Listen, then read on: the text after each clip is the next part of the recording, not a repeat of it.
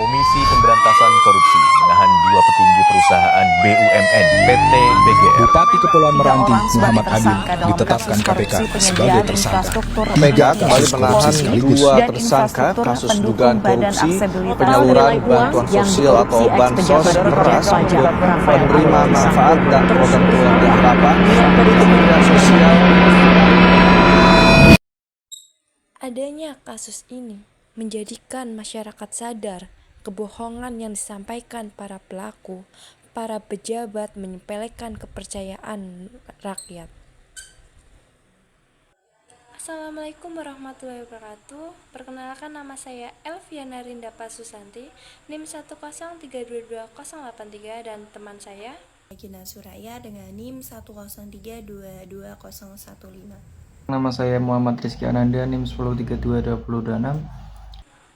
Nah, judul kali ini adalah Korupsi dan Pelanggaran Hak Asasi Manusia di Indonesia, Peran Hukum Administrasi dalam Pemberantasan Tindak Korupsi. Nah, kali ini ada 4 subbab yang akan dijelaskan oleh saya dan teman-teman saya. Pendahuluan, korupsi dan pelanggaran hak asasi manusia adalah dua masalah yang saling terkait erat di Indonesia. Korupsi memungkinkan terjadinya pelanggaran hak asasi manusia, dan sebaliknya, pelanggaran hak asasi manusia dapat menciptakan tekanan yang menghasilkan korupsi sistematis. Dalam konteks ini, peran hukum administrasi negara dalam pemberantasan korupsi sangat penting untuk mewujudkan negara hukum yang demokratis dan menghormati hak dan asasi manusia. Korupsi dapat merugikan keuangan negara dan menghancurkan hak-hak dasar sosial dan ekonomi masyarakat. Selain itu, korupsi juga dapat melanggar hak-hak sipil seperti hak hidup dan hak masyarakat. Menurut Pasal 2 Undang-Undang Nomor 31 Tahun 2019 tentang Pemberantasan Tindak Pidana Korupsi, JO Undang-Undang Nomor 20 Tahun 2001 tentang perubahan atas Undang-Undang Nomor 31 Tahun 1999 tentang Pemberantasan Tindak Pidana Korupsi, yang dikatakan setiap orang yang secara melawan hukum melakukan perbuatan memperkaya diri sendiri atau orang lain atau suatu korporasi yang dapat merugikan keuangan negara atau perekonomian negara dipidana penjara dengan penjara seumur hidup, sedangkan pidana penjara paling singkat yaitu 4 tahun dan paling lama 20 tahun. Denda paling sedikit 200 juta rupiah dan paling banyak adalah 1 miliar. Dalam penelitian ini, kita akan menjelajahi keterkaitan antara korupsi dan pelanggaran hak asasi manusia di Indonesia, serta peran hukum administrasi negara dalam pemberantasan korupsi. Kita juga akan meneliti bagaimana korupsi dapat merugikan keuangan negara dan menghancurkan hak-hak dasar sosial dan ekonomi masyarakat, serta bagaimana hukum administrasi negara dapat membantu mewujudkan negara hukum yang demokratis dan menghormati hak asasi manusia. Subbab pertama adalah korupsi sebagai pelanggaran hak asasi manusia, yaitu korupsi di Indonesia telah menjadi masalah yang kompleks dan berdampak pada berbagai aspek kehidupan masyarakat.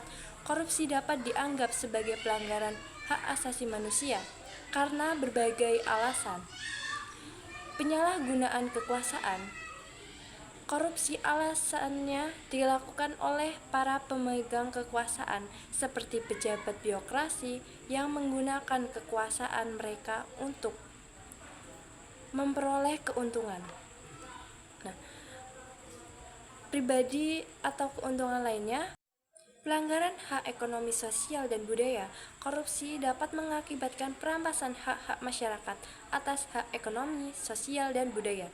Misalnya, korupsi dalam pengelolaan keuangan negara dapat mengakibatkan kesengsaraan bagi rakyat kecil. Kesengsaraan dan ketidakadilan. Korupsi dapat mengakibatkan kesengsaraan dan ketidakadilan karena para koruptor biasanya memperoleh keuntungan sementara masyarakat lainnya mengalami kesulitan. Baik, di sini saya akan menyampaikan poin yang berikutnya, yaitu mengenai korupsi dalam kajian hukum dan hak asasi manusia. Jadi, korupsi adalah tindakan penyalahgunaan kekuasaan untuk keuntungan pribadi yang memiliki dampak luas pada sistem hukum dan hak asasi manusia. Berikut adalah tinjauan korupsi dalam konteks hukum dan hak asasi manusia. Korupsi mencakup berbagai tindakan seperti penyuapan, penggelapan, dan nepotisme. Definisi ini sering diatur dalam undang-undang nasional dan internasional. Di Indonesia, Undang-Undang Nomor 31 Tahun 1999, Junto Undang-Undang Nomor 20 Tahun 2001 tentang Pemberantasan Tindak Pidana Korupsi mendefinisikan dan mengkategorikan berbagai bentuk korupsi serta menetapkan sanksi hukumnya. Penegakan hukum terhadap tindak pidana korupsi dilakukan oleh lembaga seperti KPK yang memiliki kewenangan untuk menyelidiki, menyidik, dan menuntut pelaku korupsi. Tantangan dalam penegakan hukum termasuk bukti yang cukup, prosedur hukum yang adil, dan perlindungan terhadap saksi serta pelapor. Korupsi dalam kajian HAM dan pelanggaran HAM. Korupsi melanggar berbagai hak asasi manusia, termasuk hak atas pembangunan, kesehatan, pendidikan, dan standar hidup yang layak. Korupsi mengurangi sumber daya yang tersedia untuk layanan publik dan memengaruhi kelompok rentan secara tidak proporsional. Hak atas kepastian hukum. Jadi, korupsi dapat menghambat hak atas kepastian hukum, di mana proses hukum menjadi tidak adil dan tidak transparan. Hak untuk diberlakukan sama di hadapan hukum, pasal 28D ayat 1, seringkali terlanggar dalam sistem hukum yang korupsi. Pencegahan dan pendidikan hak asasi manusia. Pendidikan dan kesadaran tentang hak asasi manusia penting untuk mencegah korupsi. Lembaga pemerintah dan non-pemerintah berperan dalam menyebarkan informasi tentang dampak korupsi terhadap hak asasi manusia. Jadi, korupsi merupakan ancaman serius bagi penegakan hukum yang adil dan perlindungan hak asasi manusia. Upaya pemberantasan korupsi harus melibatkan reformasi hukum, penegakan hukum yang tegas, dan perlindungan hak asasi manusia yang menyeluruh. Kombinasi strategi pencegahan, penindakan, dan pendidikan mengenai korupsi dan hak asasi manusia dapat membantu menciptakan masyarakat yang lebih adil dan bebas dari korupsi. Kemudian materi yang selanjutnya yaitu penegakan hukum tindak pidana korupsi oleh Komisi Pemberantasan Korupsi atau KPK. Penegakan hukum di Indonesia menarik untuk dikaji dari masa Orde Lama, Orde Baru, hingga era reformasi. Beberapa lembaga seperti kepolisian, kejaksaan, dan KPK mempunyai kewenangan untuk menyidik tindak pidana korupsi. Karakteristik korupsi sebagai kejahatan luar biasa dikategorikan sebagai extraordinary crime karena dampaknya yang merusak sendi kehidupan negara dan bangsa dan menyebabkan perampasan hak ekonomi serta sosial masyarakat. Keterkaitan korupsi dengan pejabat negara.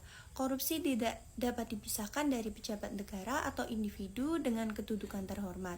Penegakan hukum melibatkan faktor perundang-undangan, aparat penegak hukum, dan kesadaran hukum yang terkait dengan substansi, struktur, dan budaya hukum. Kemudian pembentukan Komisi Pemberantasan Korupsi dibentuk di era reformasi sebagai lembaga independen dengan kewenangan luas dalam pemberantasan korupsi berdasarkan Undang-Undang Nomor 31 Tahun 1999 yang diubah oleh Undang-Undang Nomor 20 Tahun 2001. Prioritas penanganan kasus korupsi, menurut Harkristuti Haksinowo, kasus korupsi harus didahulukan dalam proses peradilan pidana dibanding kasus lainnya dan kasus ikutan yang berhubungan dengan korupsi. Peraturan pemerintah tentang tim gabungan pemberantasan korupsi. Pemerintahan Gus Dur mengeluarkan peraturan pemerintah nomor 19 tahun 2000 yang memberikan kewenangan luas kepada penyidik dalam menyelidiki kasus korupsi, termasuk melakukan penyadapan dan memblokir rekening tersangka. Kemudian ada kendala dalam substansi hukum.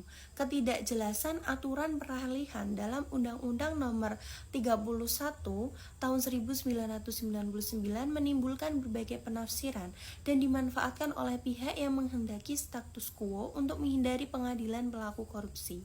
Pembentukan pengadilan tindak pidana korupsi berdasarkan pasal 53 Undang-Undang Nomor 30 Tahun 2002. Dibentuk pengadilan tindak pidana korupsi di lingkungan peradilan umum dengan sementara waktu berada di Pengadilan Negeri Jakarta Pusat.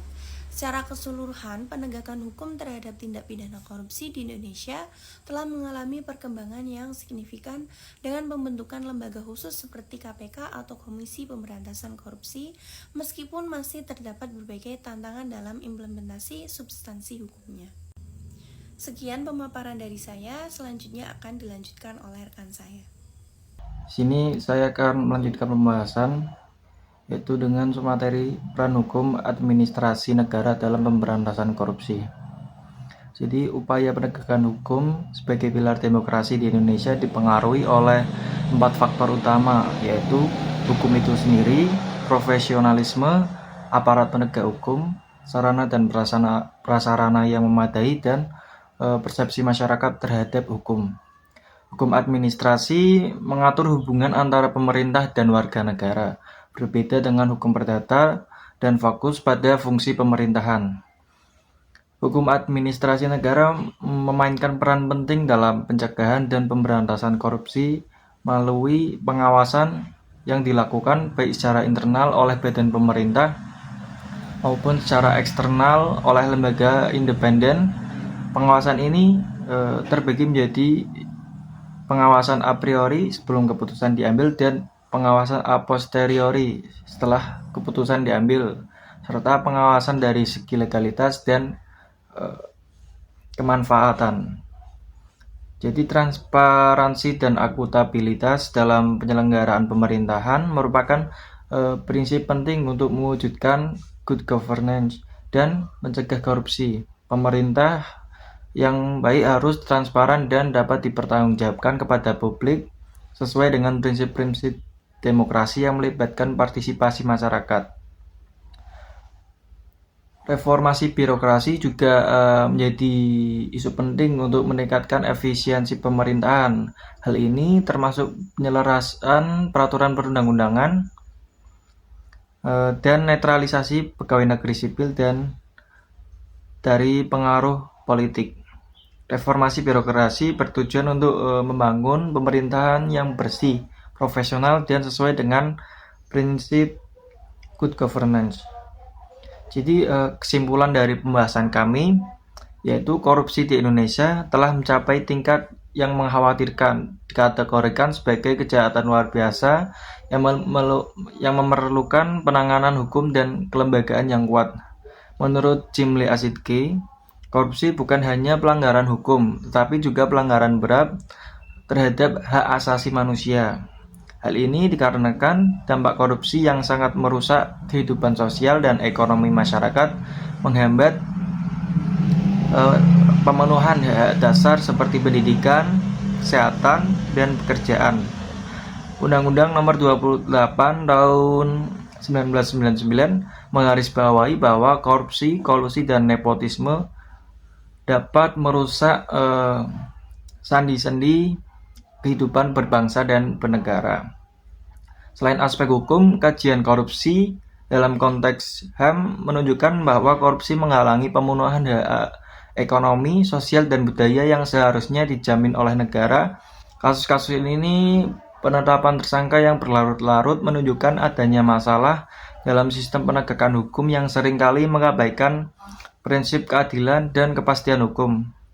Undang-Undang Nomor 39 Tahun 1999 tentang HAM dan Pasal 28D Ayat 1 Undang-Undang Dasar Negara Republik Indonesia tahun 1945 menegaskan bahwa hak setiap individu untuk mendapatkan perlindungan hukum yang adil. Namun dalam praktiknya masih banyak tantangan yang dihadapi dalam memastikan bahwa proses hukum tidak merugikan hak-hak individu tersebut. Komisi Pemberantasan KPK atau kita sering kenal dengan KPK dan Pengadilan Tindak Pidana Korupsi telah berperan signifikan dalam pemberantasan korupsi di Indonesia. Meskipun masih ada kendala dalam pelaksanaannya, pengawasan hukum administrasi negara, baik secara internal maupun eksternal, sangat penting untuk mencegah dan memberantas korupsi. Pengawasan ini mencakup penilaian atas legalitas dan manfaat dari tindakan pemerintah, serta memastikan bahwa keuangan negara digunakan secara transparan dan akuntabel. Dengan penguatan pengawasan dan penegakan hukum yang efektif, diharapkan upaya pemberantasan korupsi dapat lebih optimal dan hak asasi manusia lebih terlindungi. Mungkin itu saja pemaparan dari kelompok kami. Kurang lebihnya mohon maaf. Wassalamualaikum warahmatullahi wabarakatuh.